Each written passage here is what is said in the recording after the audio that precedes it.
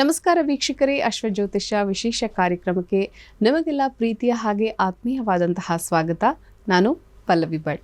ವೀಕ್ಷಕರೇ, ಎಂದಿನಂತೆ ಇವತ್ತಿನ ಕಾರ್ಯಕ್ರಮದಲ್ಲಿ ಪಂಚಾಂಗ ಭವಿಷ್ಯ, ರಾಶಿ ಭವಿಷ್ಯಗಳ ಫಲಾಫಲ ಯಾವ ರೀತಿಯಾಗಿರುತ್ತೆ, ಹಾಗೆಯೇ ಧಾರ್ಮಿಕ ಚಿಂತನೆಗಳಿಗೆ ಸಂಬಂಧಪಟ್ಟಂತೆ ಸಂಕಷ್ಟಹರ ಚತುರ್ಥಿಯ ವಿಶೇಷತೆ ಏನು, ಹೇಗೆ ಆರಾಧನೆಯನ್ನು ಮಾಡಬೇಕು, ಗಣಪತಿ ಆರಾಧನೆಯನ್ನು ಮಾಡೋದ್ರಿಂದ ಯಾವೆಲ್ಲ ಫಲಾಫಲಗಳನ್ನು ನಾವು ಪಡೆಯಬಹುದು, ಈ ವಿಚಾರವನ್ನು ಇವತ್ತು ತಿಳಿಸಿಕೊಡೋದಕ್ಕೆ ಕಾರ್ಯಕ್ರಮದಲ್ಲಿ ನಮ್ಮ ಜೊತೆಗೆ ಭಾಗವಹಿಸ್ತಾ ಇದ್ದಾರೆ ಧಾರ್ಮಿಕ ಚಿಂತಕರಾದ ವೆಂಕಟರಮಣ ಭಟ್. ಬನ್ನಿ ಅವನ ಕಾರ್ಯಕ್ರಮಕ್ಕೆ ಬರಮಾಡಿಕೊಳ್ಳೋಣ. ಗುರುಗಳೇ, ಕಾರ್ಯಕ್ರಮಕ್ಕೆ ಪ್ರೀತಿಯ ಹಾಗೆ ಆಧಾರದ ಸ್ವಾಗತ. ನಮಸ್ಕಾರ ಗುರುಗಳೇ, ಎಂದಿನಂತೆ ಪಂಚಾಂಗದ ವಿಶೇಷತೆಯನ್ನು ತಾವು ತಿಳಿಸ್ಕೊಡಿ. ಈ ದಿನದ ಶುಕ್ರವಾರದ ಪಂಚಾಂಗ ಭವಿಷ್ಯ ಯಾವ ರೀತಿಯಾಗಿದೆ ಅನ್ನೋದ್ರ ಬಗ್ಗೆ ತಿಳಿಸ್ಕೊಡಿ ಗುರುಗಳೇ. ಓಂ ಶ್ರೀ ಗುರುಭ್ಯೋ ನಮಃ. ಹರಿ ಓಂ. ಗುರುಬ್ರಹ್ಮ ಗುರುರ್ವಿಷ್ಣು ಗುರುರ್ದೇವೋ ಮಹೇಶ್ವರಃ, ಗುರುಃ ಸಾಕ್ಷಾತ್ ಪರಂ ಬ್ರಹ್ಮ ತಸ್ಮೈ ಶ್ರೀ ಗುರವೇ ನಮಃ. ಏಕ ಏವ ಪರಬ್ರಹ್ಮ ಪರಮಾತ್ಮ ದಿಗಂಬರಃ, ಸ್ವಯಮೇವ ಗುರುಃ ಸಾಕ್ಷಾತ್ ಸುಬ್ರಾಜಃ ಪಾತು ನಃ ಸದಾ. ಕಾರುಣ್ಯಮೂರ್ತಿಂ ಕಮನೀಯರೂಪಂ ದಿಗಂಬರಂ ಯೋಗಿಗಣೈಃ ಸುಪೂಜ್ಯಂ ಸುಭಕ್ತರಕ್ಷಾರ್ಥಕೃತಾವತಾರಂ ಸುಬ್ರಾಯರಾಜಂ ಶರಣಂ ಪ್ರಪದ್ಯೆ. ಶ್ರೀಪಾದರಾಜಂ ಶರಣಂ ಪ್ರಪದ್ಯೆ. ನಮಃ ಶಾಂತಾಯ ದಿವ್ಯಾಯ ಸತ್ಯಧರ್ಮಸ್ವರೂಪಿಣೆ ಸ್ವಾನಂದಾಮೃತತೃಪ್ತಾಯ ಶ್ರೀಧರಾಯ ನಮೋ ನಮಃ. ಶ್ರೀಮದ್ಗಂಗಾಧರೇಂದ್ರ ಸರಸ್ವತಿ ಮಹಾಸ್ವಾಮಿಗಳವರ ಪಾದ ಪದ್ಮಗಳಿಗೆ ಶಿರಸಾಷ್ಟಾಂಗ ನಮಸ್ಕಾರವನ್ನು ಅರ್ಪಿಸುತ್ತಾ, ಇವತ್ತಿನ ದಿವಸ ಶ್ರೀ ಕ್ರೋಧಿನಾಮ ಸಂವತ್ಸರ ಉತ್ತರಾಯಣ, ಗ್ರೀಷ್ಮ ಋತು, ಜ್ಯೇಷ್ಠ ಮಾಸ, ಶುಕ್ಲ ಪಕ್ಷ, ಅಷ್ಟಮಿ ಶುಕ್ರವಾರ, ಹಾಗೆ ಉತ್ತರ ನಕ್ಷತ್ರ, ಸಿದ್ಧಿನಾಮ ಯೋಗ, ಭದ್ರ ಕರ್ಣ. ಸರಿ ಗುರುಗಳೇ, ಬಹಳ ವಿಶೇಷವಾಗಿ ಈ ದಿನದ ಪಂಚಾಂಗ ಭವಿಷ್ಯ ಮತ್ತು ವಿಶೇಷತೆ ಏನು ಅನ್ನೋದನ್ನು ತಿಳಿಸ್ಕೊಟ್ಟಿದ್ದೀರಾ. ಹಾಗೆಯೇ ಗುರುಗಳೇ, ವೀಕ್ಷಕರು ಕಾಯ್ತಾ ಇರುವಂಥದ್ದು ರಾಶಿ ಭವಿಷ್ಯಗಳ ಫಲಾಫಲ ಯಾವ ರೀತಿಯಾಗಿದೆ ಅಂತ. ಅಂದರೆ 12 ರಾಶಿಗಳಿಗೆ ದೋಷಗಳಿರುವಂಥದ್ದು, ಅದಕ್ಕೆ ನಾವು ಯಾವ ರೀತಿಯಾಗಿ ಪರಿಹಾರವನ್ನು ಮಾಡ್ಕೋಬೇಕು ಅನ್ನುವಂತಹ ಕುತೂಹಲಕರ ಪ್ರಶ್ನೆ ಅವರಲ್ಲಿ ಮೂಡಿರುವಂಥದ್ದು. ಹಾಗಾಗಿ ಮೊದಲನೆಯ 6 ರಾಶಿಗಳಾದ ಮೇಷ, ವೃಷಭ, ಮಿಥುನ ಹಾಗೆ ಕರ್ಕಾಟಕ, ಸಿಂಹ, ಕನ್ಯಾ, ಈ ರಾಶಿಯ ಫಲಾಫಲ ಯಾವ ರೀತಿಯಾಗಿದೆ, ಏನು ದೋಷಗಳಿವೆ, ಅದಕ್ಕೆ ಪರಿಹಾರಗಳೇನು ಅನ್ನೋದನ್ನು ತಿಳಿಸ್ಕೊಡಿ ಗುರುಗಳೇ. ಓಂ ಶ್ರೀ ಗುರುಭ್ಯೋ ನಮಃ. ಹರಿ ಓಂ. ಓಂ ಪ್ರವಶುಕ್ರಾಯ ಭಾನವೇ ಭರಧ್ವಂ ಹವ್ಯಂ ಮತಿಂಚಾಗ್ನಜೇ ಸುಪೂತಂ ಯೋ ದೈವ್ಯಾನಿ ಮಾನುಷಾ ಜನೋ ಗುಂಷಿ ಅಂತರ್ವಿಶ್ವಾನಿ ವಿದ್ಮನಾ ಜಿಗಾತಿ. ಓಂ ಇಂದ್ರಾಣಿ ಮಾಸು ನಾರಿಷು ಸುಪತ್ನಿ ಮಹಮಶ್ರವಂ ನಹ್ಯಸ್ಯಾ ಅಪರಂಚನ ಜರಸಾ ಮರತೆ ಪತಿಃ. ಇಂದ್ರಂ ವೋ ವಿಶ್ವತಸ್ಪರಿಹವಾಮಹೇ ಜನೇಭ್ಯಃ ಅಸ್ಮಾಕಮಸ್ತು ಕೇವಲಃ. ಇದು ಶುಕ್ರನ ಮಂತ್ರ. ಈ ಮಂತ್ರವನ್ನು ಪಠನೆ ಮಾಡುವುದರಿಂದ ಎಲ್ಲ ರೀತಿಯಲ್ಲೂ ಕೂಡ ಇವತ್ತು ಅನುಕೂಲ ಆಗ್ತದೆ. ಮೊದಲನೇದಾಗಿ ಮೇಷರಾಶಿ. ಮೇಷರಾಶಿಯಲ್ಲಿ ಇವತ್ತಿನ ದಿವಸ ಇರತಕ್ಕಂಥವರು ಯಂತ್ರದಿಂದ ಕಾರ್ಯಸಿದ್ಧಿಯಾಗುವಂಥ ಸಾಧ್ಯತೆ ಇದೆ. ಯಾವುದೇ ರೀತಿ ಯಂತ್ರ ಉಪಕರಣಗಳು ಕೃಷಿಯಲ್ಲಿ ಮಾಡುವಂಥದ್ದು, ಆ ಯಂತ್ರೋಪಕರಣ ಅಥವಾ ನಾವು ಬಟ್ಟೆ ಹೊಲಿಗೆ ಯಂತ್ರ ಅಥವಾ ಇದರಿಂದ ಇವತ್ತಿನ ದಿವಸ ಕಾರ್ಯಸಿದ್ಧಿ ಆಗ್ತದೆ. ಮಂತ್ರವನ್ನು ಪಠನೆ ಮಾಡೋದರಿಂದ, ಮಂತ್ರವನ್ನು ಕೇಳೋದರಿಂದ ಇವತ್ತಿನ ದಿವಸ ನಮಗೆ ಮನಸ್ಸಿಗೆ ಶಾಂತಿ, ನೆಮ್ಮದಿ ಸಿಗ್ತದೆ. ವಿದ್ಯಾರ್ಥಿಗಳಿಗೆ ಇವತ್ತಿನ ದಿವಸ ಉನ್ನತವಾದಂಥ ವಿದ್ಯಾಭ್ಯಾಸ ಸಿಗ್ತದೆ. ವಾಹನದಿಂದ ಇವತ್ತು ತೊಂದರೆ ಆಗುವಂಥ ಸಾಧ್ಯತೆ ಇದೆ. ಹಾಗೆ ಇದರಿಂದ ಇವತ್ತಿನ ದಿವಸ ಬುದ್ಧಿ ನಮ್ಮನೆ ಕೆಟ್ಟು ಹೋಗುವಂಥದ್ದು, ಹಾಳಾಗುವಂಥದ್ದು. ಬುದ್ಧಿ ಈಗ ನಾವು ಹೀಗೆ ಮಾಡಬೇಕು, ಹೀಗೆ ಮಾಡಬಾರ್ದು ಹೇಳಿ ನಮಗೇನು ಮಾಡಬೇಕು, ಏನು ಬಿಡಬೇಕು, ಈ ಸಮಯ ಪ್ರಜ್ಞೆ ಅಂತ ನಾವು ಹೇಳ್ತೇವಲ್ವ, ಆ ಸಮಯ ಪ್ರಜ್ಞೆ ಹೇಳುವಂಥದ್ದು ಅಥವಾ ಸಮಯಕ್ಕೆ ಸರಿಯಾಗಿ ಏನು ಮಾಡಬೇಕು ಆ ಬುದ್ಧಿಯನ್ನು ಆಲೋಚನೆ ಮಾಡುವಂಥದ್ದು. ಈ ರೀತಿ ಬುದ್ಧಿ ಕೆಟ್ಟು ಹೋಗುವಂಥ ಸಾಧ್ಯತೆ ಇರ್ತದೆ. ಪರಿಹಾರಕ್ಕಾಗಿ ಮಹಾಲಕ್ಷ್ಮಿಯ ಪ್ರಾರ್ಥನೆಯನ್ನು ಮಾಡುವುದರಿಂದ, ಲಕ್ಷ್ಮಿ ಅಷ್ಟೋತ್ತರವನ್ನು ನಾವು ಹೇಳುವುದರಿಂದ ನಮಗೆ ಎಲ್ಲ ರೀತಿಯಲ್ಲಿ ಅನುಕೂಲ ಆಗ್ತದೆ. ಇನ್ನು ವೃಷಭ ರಾಶಿಯವರಿಗೆ ಇವತ್ತಿನ ದಿವಸ ಕೃಷಿ ಕ್ಷೇತ್ರದಲ್ಲಿ ಲಾಭ ಆಗುವಂಥ ಸಾಧ್ಯತೆ ಇದೆ. ಹಾಲನ್ನು ಮಾರಾಟ ಮಾಡುವಂಥವರು, ಹೈನು ಇದನ್ನೆಲ್ಲ ಮಾರಾಟ ಮಾಡುವಂಥವರಿಗೆ ಇವತ್ತಿನ ದಿವಸ ಲಾಭ ಆಗುವಂಥ ಸಾಧ್ಯತೆ ಇದೆ. ಸಹೋದರರಿಂದ ಸಹಕಾರ ಸಿಗುವುದಿಲ್ಲ.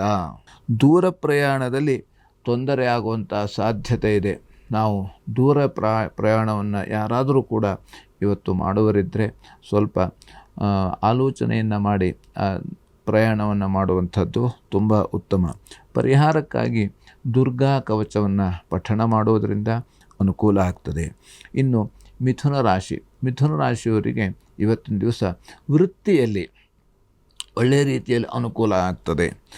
ಒಳ್ಳೆಯ ರೀತಿಯಲ್ಲಿ ಇವತ್ತಿನ ದಿವಸ ವೃತ್ತಿಯಲ್ಲಿ ಸ್ವಲ್ಪ ಮಟ್ಟಿಗೆ ಅನುಕೂಲ, ಸ್ವಲ್ಪ ಮಟ್ಟಿಗೆ ತೊಂದರೆ ಆಗುವಂಥ ಸಾಧ್ಯತೆಯೂ ಕೂಡ ಇರುತ್ತದೆ. ಆದ್ದರಿಂದ ಇವತ್ತು ಯಾವುದೇ ಕೆಲಸ ಕಾರ್ಯವನ್ನು ಮಾಡುವಂಥವ್ರು ಯಾರೇ ಇದ್ದರೂ ಕೂಡ ಆದಷ್ಟು ಮಾತನ್ನು ಆಡುವಾಗ ಅಥವಾ ಕೆಲಸವನ್ನು ಮಾಡುವಾಗ ನಾವು ಆದಷ್ಟು ಜಾಗ್ರತೆಯಿಂದ ಕೆಲಸವನ್ನು ಮಾಡುವಂಥದ್ದು ತುಂಬ ಉತ್ತಮ. ಇನ್ನು ತಂದೆಯ ಆರೋಗ್ಯದಲ್ಲಿ ವ್ಯತ್ಯಾಸ ಆಗುವಂಥ ಸಾಧ್ಯತೆ ಇದೆ. ಆದ್ದರಿಂದ ಯಾವುದೇ ರೀತಿಯಲ್ಲೂ ಕೂಡ ಆರೋಗ್ಯದಲ್ಲಿ ವ್ಯತ್ಯಾಸ ಆದರೆ ನಾವು ಸೂಕ್ತವಾದಂಥ ಚಿಕಿತ್ಸೆಯನ್ನು ಕೊಡಲೇಬೇಕು. ಅಸಡ್ಡೆಯನ್ನು ಮಾಡಬಾರ್ದು, ನಿರ್ಲಕ್ಷ್ಯವನ್ನು ಮಾಡಬಾರ್ದು. ಆಯಿತು ಕೊಡೋಣ, ಏನೋ ನಮ್ಮ ಕೆಲಸ ಮುಗಿಸ್ಕೊಂಡು ನಾವು ಏನೋ ಚಿಕಿತ್ಸೆ ಕೊಡೋಣ ಅಥವಾ ಇನ್ನೇನೋ ಮಾಡೋಣ ಅಂತ ನಾವು ಅಜಾಗರೂಕತೆಯನ್ನು ವಹಿಸಬಾರ್ದು. ಆದ್ದರಿಂದ ಆದಷ್ಟು ಮುತುವರ್ಜಿಯಿಂದ ಕೆಲಸವನ್ನು ಮಾಡುವಂಥದ್ದು ತುಂಬ ಉತ್ತಮ. ಪರಿಹಾರಕ್ಕಾಗಿ ಶ್ರೀ ಸೂಕ್ತ ಪಾರಾಯಣವನ್ನು ಮಾಡುವುದರಿಂದ ಎಲ್ಲ ರೀತಿಯಲ್ಲಿ ಅನುಕೂಲ ಇದೆ. ಇನ್ನು ಕರ್ಕರಾಶಿಯವರಿಗೆ ಇವತ್ತಿನ ದಿವಸ ಆರೋಗ್ಯದಲ್ಲಿ ವ್ಯತ್ಯಾಸ ಆಗುವಂಥ ಸಾಧ್ಯತೆ ಇದೆ. ತಲೆನೋವು ಬರುವಂಥದ್ದು, ಎಲ್ಲ ರೀತಿ ಸ್ವಲ್ಪ ತೊಂದರೆ ಆಗುವಂಥ ಸಾಧ್ಯತೆ. ಇನ್ನು ವ್ಯಾಪಾರಿಗಳಿಗೆ ಲಾಭ ಆಗ್ತದೆ. ವೃತ್ತಿಯಲ್ಲಿ ಇವತ್ತಿನ ದಿವಸ ಅನುಕೂಲ ಆಗುವಂಥ ಸಾಧ್ಯತೆ ಇದೆ. ಹಾಗೆ ಇವತ್ತಿನ ದಿವಸ ಎಲ್ಲ ರೀತಿಯಲ್ಲೂ ಕೂಡ ಪರಿಹಾರಕ್ಕಾಗಿ ಪಕ್ಷಿಗಳಿಗೆ ಆಹಾರವನ್ನು ಕೊಡತಕ್ಕಂಥದ್ದು, ಪಾರಿವಾಳ ಅಥವಾ ಇನ್ಯಾವುದೋ ನವಿಲು, ಇದಕ್ಕೆಲ್ಲ ನಾವು ಅದಕ್ಕೆ ಆಹಾರವನ್ನು, ಕಾಳು ಕಡಿಯನ್ನು ಕೊಡೋದರಿಂದ ಅಥವಾ ನೀರನ್ನು ಕೊಡೋದರಿಂದ. ಇನ್ನು ಸಿಂಹರಾಶಿಯವರಿಗೆ ಆರೋಗ್ಯದಲ್ಲಿ ಸುಧಾರಣೆ ಆಗುವಂಥ ಸಾಧ್ಯತೆ ಇದೆ. ಎಲ್ಲ ರೀತಿಯಲ್ಲೂ ಕೂಡ ಸುಧಾರಣೆ ಆಗ್ತದೆ ಇವತ್ತು. ಹಾಗೆ ಪೂಜಾ ಮತ್ತು ಪುನಸ್ಕಾರಾದಿಗಳಲ್ಲಿ ಇವತ್ತು ಆಸಕ್ತಿ ಇರ್ತದೆ. ಇನ್ನು ಕೃಷಿಕರಿಗೆ ಇವತ್ತಿನ ದಿವಸ ನಷ್ಟ ಆಗುವಂಥದ್ದು. ನಾವು ಯಾವುದೇ ರೀತಿಯಲ್ಲಿ ಕೃಷಿಕರಿದ್ದರೆ ಅವತ್ತು ನಾವು ನೋಡಿಕೊಂಡು ಯಾವ ರೀತಿ ಕೆಲಸವನ್ನು ಮಾಡುವಂಥದ್ದು. ಇನ್ನು ಶತ್ರುಗಳ ಕಾಟ ಆಗುವಂಥ ಸಾಧ್ಯತೆ ಇದೆ. ಶತ್ರುಗಳಿಂದ ಯಾವುದೇ ರೀತಿ ನಮ್ಮ ಒಳಗೂ ಇರ್ಬೋದು, ಹೊರಗೂ ಇರ್ಬೋದು, ಆ ಶತ್ರುಗಳಿಂದ ನಮಗೆ ತೊಂದರೆ ಆಗುವಂಥ ಸಾಧ್ಯತೆ ಇರ್ತದೆ. ಹಾಗೆ ಎಲ್ಲ ಕಡೆ ನಷ್ಟ ಆಗುವಂಥದ್ದು. ನಾವು ಏನೇ ಮಾಡಿದ್ರೂ ಕೂಡ ಅದು ನಷ್ಟ ಆಗುವಂಥ ಸಾಧ್ಯತೆ ನಮಗೆ. ಯಾಕೆಂದರೆ ಆ ಒಂದು ದೆಸೆಯಲ್ಲಿ, ಆ ಒಂದು ದಿವಸದಲ್ಲಿ ನಾವು ಬಂಗಾರವನ್ನೇ ಮುಟ್ಟಿದ್ರೂ ಕೂಡ ಅದು ಮಣ್ಣಾಗುವಂಥದ್ದು. ಇವತ್ತಿನ ದಿವಸ ಔದುಂಬರ ಪ್ರದಕ್ಷಿಣೆ, ಔದುಂಬರ ಅಂದರೆ ಅತ್ತಿಮರ ಪ್ರದಕ್ಷಿಣೆಯನ್ನು ಮಾಡೋದರಿಂದ ಅಥವಾ ಅತ್ತಿಮರವನ್ನು ನಾವು ಹಿಡ್ಕೊಂಡು ಒಂದು 10 ಜಪವನ್ನು ಮಾಡೋದರಿಂದ, 10 ಬಾರಿ ಭಗವಂತನ ಸ್ಮರಣೆ ಮಾಡೋದರಿಂದ, ದತ್ತಾತ್ರೇಯನ ಸ್ಮರಣೆ ಮಾಡೋದರಿಂದ ಎಲ್ಲ ರೀತಿಯಲ್ಲಿ ಅನುಕೂಲ ಆಗ್ತದೆ. ಇನ್ನು ಕನ್ಯಾರಾಶಿಯವರಿಗೆ ಇವತ್ತಿನ ದಿವಸ ಮಾವನಲ್ಲಿ ಮನಸ್ತಾಪ ಆಗುವಂಥ, ಅತ್ತೆ ಮಾವ ಅಥವಾ ಯಾವುದೇ ರೀತಿ ಮಾವಂದಿರು ಅವ್ರ ಹತ್ರ ನಾವು ಏನೋ ಮನಸ್ತಾಪ ಆಗುವಂಥ ಸಾಧ್ಯತೆ ಇರ್ತದೆ. ಅವ್ರು ಏನೋ ಬಂದಿರ್ತಾರೆ, ಅವ್ರು ನಾವು ಸರಿಯಾಗಿ ಮಾತಾಡಿಸೋದಿಲ್ಲ ಅಥವಾ ಸರಿಯಾಗಿ ಅವರಿಗೆ ಮರ್ಯಾದೆ ಮಾಡಲಿಕ್ಕೆ ನಮಗೆ ಆಗಿರೋದಿಲ್ಲ. ಬೇರೆ ಯಾವುದೋ ಕಾರಣಕ್ಕೆ ನಾವು ಏನೋ ಆಲೋಚನೆ ಮಾಡ್ಕೊಂಡು ಹಾಗೆ ಬರ್ತೇವೆ. ಅವಾಗ ಅವ್ರು ಏನು ತಿಳ್ಕೊತಾರೋ, ನನ್ನನ್ನು ಮಾತಾಡಿಸಲಿಲ್ಲ, ನನಗೆ ಸರಿಯಾದಂಥ ಏನು ಬೇಕೋ ಆದರ ಆತಿಥ್ಯವನ್ನು ಕೊಡಲಿಲ್ಲ, ಹೀಗೆ ಅದರಿಂದ ಅವರಿಗೆ ಮನಸ್ತಾಪ ಆಗುವಂಥ ಸಾಧ್ಯತೆ ಇದೆ. ಆದರೆ ಅದನ್ನು ಮನಸ್ತಾಪ ಮಾಡಿಕೊಳ್ಬಾರ್ದು. ಕೆಲವೊಂದು ಸಮಯ, ಸಂದರ್ಭ, ಪರಿಸ್ಥಿತಿ ಅನುಸಾರವಾಗಿ ನಾವು ಕೂಡ ಅದನ್ನು ಸರಿಯಾಗಿ ನೋಡಿಕೊಂಡು ನಾವು ವ್ಯವಹಾರವನ್ನು ಮಾಡುವಂಥದ್ದು. ಯಾರು ಮಾತಾಡಿಸ್ಲಿಲ್ಲ ಅಂತ ನಾವು ಬೇಜಾರು ಮಾಡ್ಕೊಳ್ಬಾರ್ದು. ಆದರೆ ನಮ್ಮ ಹತ್ರ ಇಲ್ಲ, ಅದು ಅವ್ರ ಮನಸ್ಥಿತಿ ಹೇಗಿರ್ತದೆ ಹೇಳುವಂಥ ನಾವು ತಿಳಿಯುವುದು ಅಸಾಧ್ಯ. ಹಾಗಾಗಿ ಇದರಿಂದ ನಾವು ಯಾವ ರೀತಿ ಮಾತನ್ನಾಡಬೇಕಾದ್ರೆ ಎಲ್ಲರ ಹತ್ರ ಕೂಡ ನಾವು ಸರಿಯಾಗಿ ಮಾತಾಡಬೇಕು. ಬಂದಂಥ ಅತಿಥಿಗಳಿಗೆ ಅತಿಥಿ ಅಭ್ಯಾಗತರ ಯೋಗಕ್ಷೇಮವನ್ನು ನಾವು ಕೇಳಲೇಬೇಕು, ಹೇಳಲೇಬೇಕು. ಹಾಗೆ ಇವತ್ತಿನ ದಿವಸ ಅಧಿಕವಾಗಿ ಖರ್ಚಾಗುವಂಥ ಸಾಧ್ಯತೆ ಇದೆ. ಅಧಿಕವಾಗಿ ಖರ್ಚು, ಅದು ನಮಗೆ ಏನೋ ಬೇಕೋ ಅಥವಾ ಅದು ಬೇಡವೋ ಅಥವಾ ಅವಶ್ಯವೋ ಏನೋ ಗೊತ್ತಿಲ್ಲ ನಮಗೆ. ಒಟ್ಟಿನಲ್ಲಿ ಅದು ನಮಗೆ ತಗೊಳ್ಬೇಕು ಅನ್ನಿಸ್ತದೆ. ಆದ್ದರಿಂದ ಅದನ್ನು ನಾವು ಆದಷ್ಟು ಆ ಖರ್ಚನ್ನು ಕಡಿಮೆ ಮಾಡಿಕೊಳ್ಳುವಂಥದ್ದು ತುಂಬ ಉತ್ತಮ. ಇನ್ನು ಬಂಗಾರ ಮೊದಲಾದಂಥ ಬಂಗಾರ, ಬೆಳ್ಳಿ, ಅದಕ್ಕೆ ಸಂಬಂಧಪಟ್ಟ ಯಾವುದೇ ರೀತಿಯ ಆಭರಣಗಳು ಇದು ಸ್ವಲ್ಪ ಅಪಹರಣವಾಗುವಂಥದ್ದು. ನಾವು ಬೆಳಗ್ಗೆ ವಾಕಿಂಗಿಗೆ ಹೋಗುವಾಗ ಬಂಗಾರವನ್ನು ಹಾಕ್ಕೊಂಡು ಹೋಗುವಂಥದ್ದು ಅಥವಾ ಬೇರೆ ಎಲ್ಲೋ ಇನ್ನೆಲ್ಲೋ ಇಟ್ಕೊಂಡು ಹೋಗ್ತೇವೆ. ಇದರಿಂದ ಯಾಕಂದರೆ ಈಗ ಹಿಂದಿನ ಕಾಲದಲ್ಲಿ ಇತ್ತು ಬಂಗಾರವನ್ನು ಎಲ್ಲ ರೀತಿಯಲ್ಲಿ ಪ್ರದರ್ಶನ ಮಾಡಬೇಕು ಅಂತ. ಆದರೆ ಈ ಕಾಲದಲ್ಲಿ ಬಂಗಾರವನ್ನು ಪ್ರದರ್ಶನ ಮಾಡಲೇಬಾರದು. ಅದು ಯಾವ ರೀತಿ ನಿಜವಾದ ಬಂಗಾರವೋ ಅಥವಾ ಡೂಪ್ಲಿಕೇಟ್ ಅದು ಗೊತ್ತಿಲ್ಲ. ಆದರೂ ಕೂಡ ಕಳ್ಳರಿಗೇನು, ಅವ್ರಿಗೆ ಬಂಗಾರ ಅದು ತಗೊಂಡು ಹೋದ್ರೆ ಸಾಕು, ಅವ್ರಿಗೆ ಬಂಗಾರ ಇದ್ದರೂ ಸಾಕು. ಅದು ನಮಗೆ ಪ್ರಾಣಹಾನಿ ಆಗ್ತದೆಯೋ ನಮಗೇನು ತೊಂದರೆ ಆಗ್ತದೆಯೋ ಅವ್ರಿಗೆ ಗೊತ್ತಾಗೋದಿಲ್ಲ. ಆದ್ದರಿಂದ ಆದಷ್ಟು ನಾವು ಬೇರೆಯವರಿಗೆ ಕಾಣದ ಹಾಗೆ ಬಂಗಾರವನ್ನು ಧಾರಣೆ ಮಾಡುವಂಥದ್ದು ತುಂಬ ಉತ್ತಮ. ಹಾಗೆ ವ್ಯಾಪಾರದಲ್ಲಿ ನಷ್ಟ ಆಗುವಂಥ ಸಾಧ್ಯತೆ ಇದೆ. ಹಾಗಾಗಿ ಇವತ್ತಿನ ದಿವಸ ಮಹಾಲಕ್ಷ್ಮಿಯ ದರ್ಶನ ಮಾಡೋದರಿಂದ, ಸ್ಮರಣೆ ಮಾಡೋದರಿಂದ ಎಲ್ಲ ರೀತಿಯಲ್ಲಿ ಅನುಕೂಲ ಆಗ್ತದೆ. ಸರಿ ಗುರುಗಳೇ, ಬಹಳ ವಿಶೇಷವಾಗಿ ಈ ದಿನದಲ್ಲಿ ಮೊದಲನೇ 6 ರಾಶಿಗಳ ಫಲಾಫಲ ಯಾವ ರೀತಿಯಾಗಿದೆ ಅನ್ನೋದನ್ನು ನಮ್ಮ ಪ್ರಿಯ ವೀಕ್ಷಕರಿಗೆ ತಾವು ತಿಳಿಸ್ಕೊಟ್ಟಿದ್ದೀರಾ. ಹಾಗೆಯೇ ಈಗ ಕಾರ್ಯಕ್ರಮದಲ್ಲಿ ಸಣ್ಣದೊಂದು ವಿರಾಮವನ್ನು ತೆಗೆದುಕೊಳ್ಳುವಂತಹ ಸಮಯ ಆಗಿದೆ. ಪ್ರಿಯ ವೀಕ್ಷಕರೇ, ಗುರುಗಳನ್ನು ತಾವು ನೇರ ಭೇಟಿ ಆಗಬೇಕು ಅಂತ ಆಸಕ್ತಿ ಇರುವಂಥವರು ಗುರುಗಳ ನಂಬರ್ನ ನಾವು ಸ್ಕ್ರೀನ್ ಮೇಲೆ ಡಿಸ್ಪ್ಲೇ ಮಾಡ್ತೀವಿ. ಆ ನಂಬರ್ಗೆ ಕರೆ ಮಾಡಿ ಮಲ್ಲೇಶ್ವರಂನ 5ನೇ ಕ್ರಾಸ್ 5ನೇ ಮೇನ್ನಲ್ಲಿರುವ ಜಂಬೂ ಗಣಪತಿ ದೇವಸ್ಥಾನಕ್ಕೆ ಹೋಗಿ ಗುರುಗಳನ್ನು ತಾವು ನೇರ ಭೇಟಿ ಆಗಬಹುದು. ಹಾಗೆಯೇ ಜಾತಕ ಇಲ್ಲದೆ ಇರುವಂಥವರು ಜಾತಕವನ್ನು ಬರೆಸಿ ಅದರಲ್ಲಿ ಇರುವಂತಹ ದೋಷಗಳಿಗೆ ಸೂಕ್ತ ಸಲಹೆಯನ್ನು ಪಡ್ಕೊಳ್ಳಿ. ಹಾಗೆಯೇ ಪೂಜೆ, ಪುನಸ್ಕಾರ, ಹೋಮ, ಹವನ ಮಾಡಿಸಬೇಕು ಅಂತ ಆಸಕ್ತಿ ಇರುವಂಥವರು ಗುರುಗಳನ್ನು ನೇರ ಭೇಟಿಯಾಗಿ ತಾವು ತಮ್ಮ ಒಂದು ಮನೆಯಲ್ಲಿ ಮಾಡಬೇಕಾದಂತಹ ಕಾರ್ಯಕ್ರಮಗಳನ್ನು ಮಾಡಿಸ್ಬೋದು ಅಂತ ಹೇಳ್ತಾ ಕಾರ್ಯಕ್ರಮದಲ್ಲಿ ಪುಟ್ಟದೊಂದು ವಿರಾಮದ ನಂತರ ಮತ್ತಷ್ಟು ವಿಚಾರಗಳು.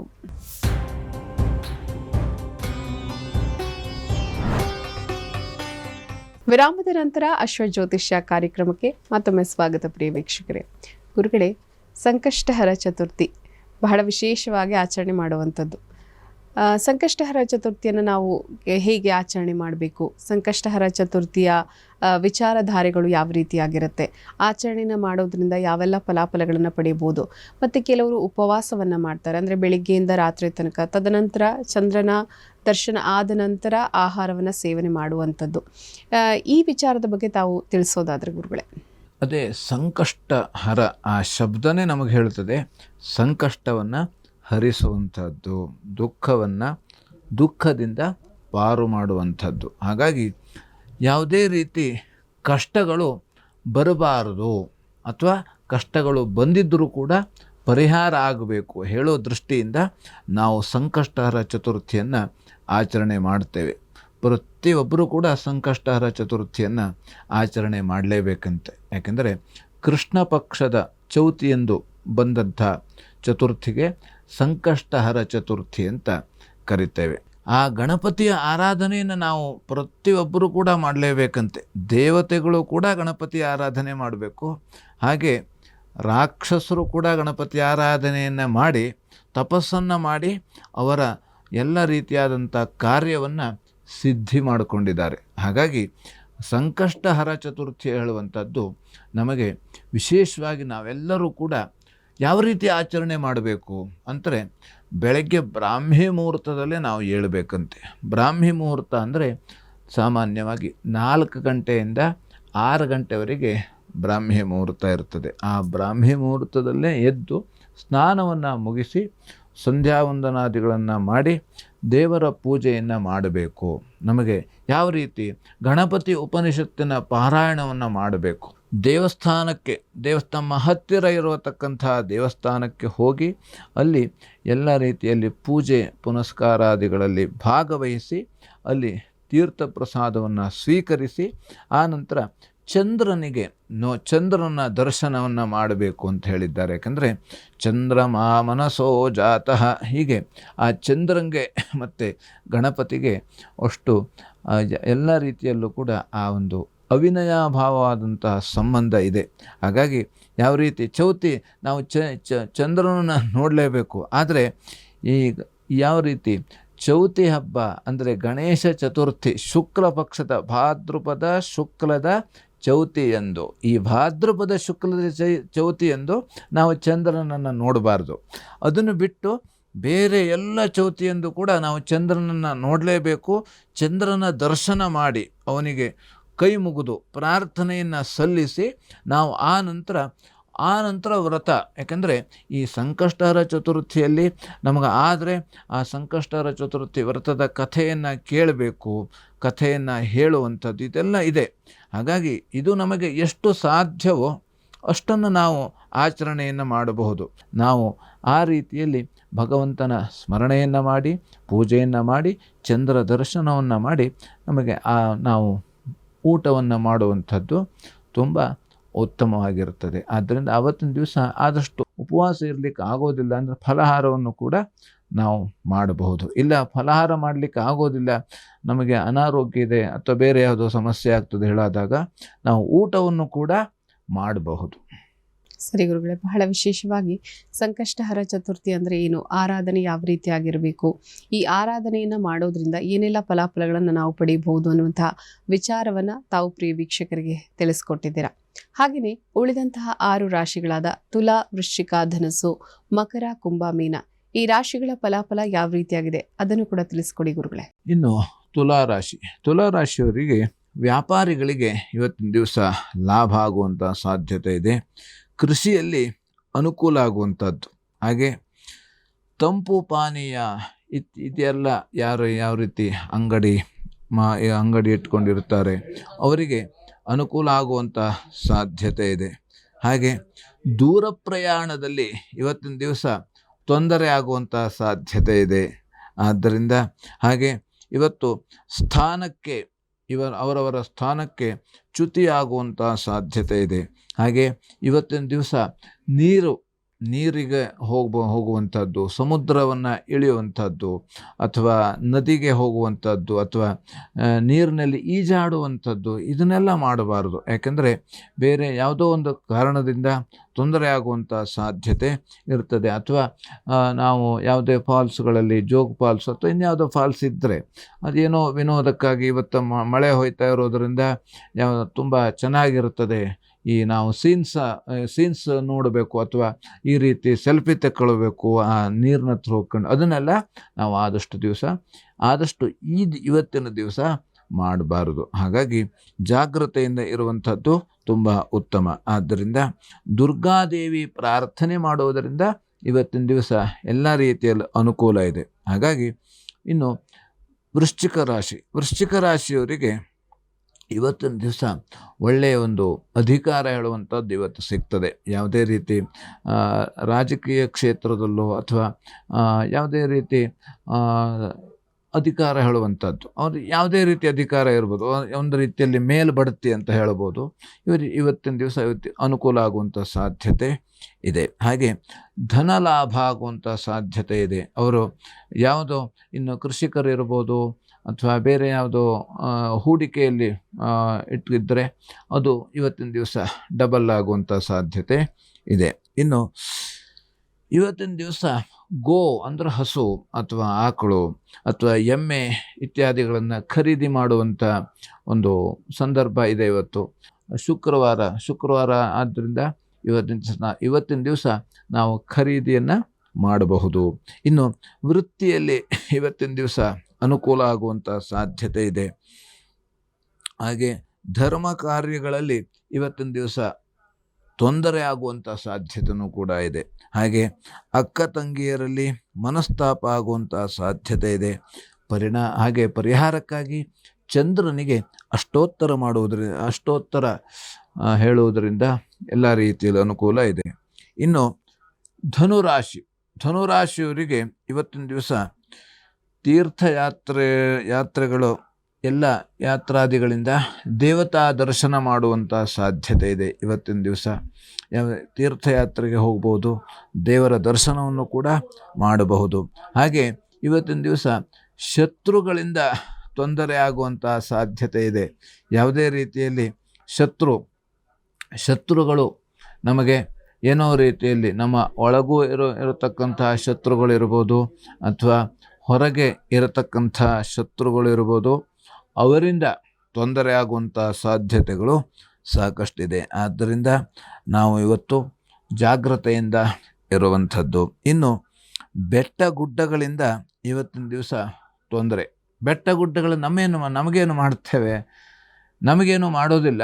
ನಾವಲ್ಲಿ ಹೋಗಿರ್ತೇವೆ. ನಾವೇನೋ ವಾಹನವನ್ನು ಬೈಕೋ ಅಥವಾ ಕಾರು ತಗೊಂಡು ಹೋಗ್ತಾ ಇರ್ತೇವೆ. ಯಾಕೆಂದರೆ ಈಗ ಮಳೆ ಹೊಯ್ದಿರೋದ್ರಿಂದ ಕೆಲವು ಈ ಗುಡ್ಡ ಕುಸಿಯುವಂಥದ್ದು, ಅಥವಾ ನಾವು ಅಲ್ಲಿ ಆ ಬೆಟ್ಟವನ್ನು ಅಥವಾ ಶಿಕಾರಿ ಮಾಡಲಿಕ್ಕೆ, ಅಥವಾ ಯಾವ ರೀತಿ ನಾವನ್ನು ನೋಡಲಿಕ್ಕೆ, ಆ ಬೆಟ್ಟವನ್ನು ಹತ್ತಲಿಕ್ಕೆ, ನಂದಿ ಬೆಟ್ಟನೋ ಅಥವಾ ಇನ್ನು ಯಾವುದೇ ಬೆಟ್ಟ, ಇಷ್ಟು ಬೆಟ್ಟ ಇದೆ, ಎಲ್ಲ ಬೆಟ್ಟನೋ ಯಾವುದೇ ಬೆಟ್ಟಕ್ಕೆ ಹೋಗೋದಾದರೂ ಕೂಡ ನಾವು ಜಾಗ್ರತೆಯನ್ನು ವಹಿಸಿ. ಯಾಕೆಂದರೆ ನಾವು ಇವತ್ತು ತಿರುಪತಿಗೆ ಹೋಗ್ತೇವೆ, ಅಲ್ಲೂ ಕೂಡ ಬೆಟ್ಟ ಇದೆ, ಅಲ್ಲೂ ಕೂಡ ಕಾಡು ಪ್ರಾಣಿಗಳು, ಹುಲಿ, ಸಿಂಹ ಇತ್ಯಾದಿ ಸಂಚಾರ ಇರ್ತವೆ.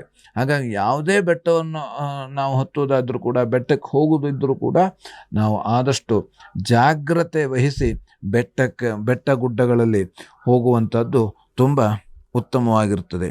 ಆದ್ದರಿಂದ ಪರಿಹಾರಕ್ಕಾಗಿ ದುರ್ಗಾ ಪೂಜೆ ಮಾಡುವುದರಿಂದ ಇವತ್ತಿನ ದಿವಸ ಎಲ್ಲ ರೀತಿಯಲ್ಲಿ ಪರಿಹಾರ ಆಗ್ತದೆ. ಇನ್ನು ಮಕರ ರಾಶಿಯಲ್ಲಿರುವವರಿಗೆ ವ್ಯಾಪಾರದಲ್ಲಿ ತೊಂದರೆ ಆಗುವಂಥ ಸಾಧ್ಯತೆ ಇದೆ. ಇವತ್ತಿನ ದಿವಸ ವ್ಯಾಪಾರಸ್ಥರು ಅವರು ಎಲ್ಲ ರೀತಿಯಲ್ಲಿ ವ್ಯಾಪಾರವನ್ನು ಮಾಡುವಾಗ ಎಲ್ಲ ರೀತಿಯಲ್ಲಿ ತೊಂದರೆ ಹೇಳುವಂಥದ್ದು ನಮಗೆ ಬೇರೆ ಬೇರೆ ರೀತಿಯಿಂದಲೂ ಕೂಡ ಬರುತ್ತದೆ. ಮಾನಸಿಕವಾಗಿಯೂ ತೊಂದರೆ ಬರುತ್ತದೆ, ದೈಹಿಕವಾಗಿ ಎಲ್ಲ ರೀತಿ ತೊಂದರೆ ಬರ್ತದೆ, ಹಾಗೆ ಪ್ರಾಪಂಚಿಕವಾಗಿಯೂ ಕೂಡ ತೊಂದರೆ ಬರುವಂಥ ಸಾಧ್ಯತೆ ಇದೆ. ಇನ್ನು ಗಂಡ ಹೆಂಡತಿಯಲ್ಲಿ ಜಗಳ ಆಗುವಂಥ ಸಾಧ್ಯತೆ ಇದೆ. ಆದ್ದರಿಂದ ಇವತ್ತಿನ ದಿವಸ ಆದಷ್ಟು ಮಾತನ್ನು ಆಡುವಾಗ ನಿಗಾ ವಹಿಸಬೇಕು. ಇನ್ನು ನೀರಿನಿಂದಲೂ ಕೂಡ ಇವತ್ತಿನ ದಿವಸ ತೊಂದರೆ ಆಗುವಂಥ ಸಾಧ್ಯತೆ ಇದೆ.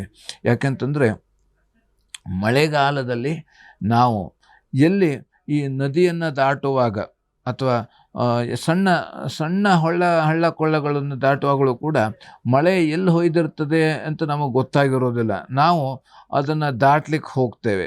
ಯಾಕೆಂದರೆ ದಾಟುವಾಗ ಆ ಮಳೆ ನೀರು ಅಧಿಕವಾಗಿ ಬಂದುಬಿಟ್ರೆ ನಮಗೆ ಪ್ರಾಣಕ್ಕೆ ಹಾನಿಯಾಗುವಂಥ ಸಾಧ್ಯತೆಯೂ ಕೂಡ ಇರ್ತದೆ. ಹಾಗಾಗಿ ನಾವು ನದಿಯನ್ನು ದಾಟಬಾರದು, ಅಥವಾ ನೀರಿಗೆ ಇಳಿಯಬಾರದು, ಅಥವಾ ನಾವು ಏನೋ ದಾಟ್ತಾ ಇರ್ತೇವೆ, ಮಕ್ಕಳನ್ನು ಕರೆದುಕೊಂಡು ಹೋಗಿರ್ತೇವೆ, ಅವ್ರ ಕೈ ಗಟ್ಟಿಯಾಗಿ ಹಿಡ್ಕೊಳ್ಳೋದಿಲ್ಲ, ನಾವೆಲ್ಲೋ ಆಲೋಚನೆ ಮಾತಾಡ್ಕೊತ ಹೋಗ್ತಾ ಇರ್ತೇವೆ. ಹಾಗಾಗಿ ತುಂಬ ಈ ರೀತಿಯಲ್ಲಿ ನೀರಿನಲ್ಲಿ ನಾವು ಹೋಗುವಾಗ ಆದಷ್ಟು ಜಾಗ್ರತೆಯನ್ನು ವಹಿಸಿ ಹೋಗುವಂಥದ್ದು ತುಂಬ ಉತ್ತಮ.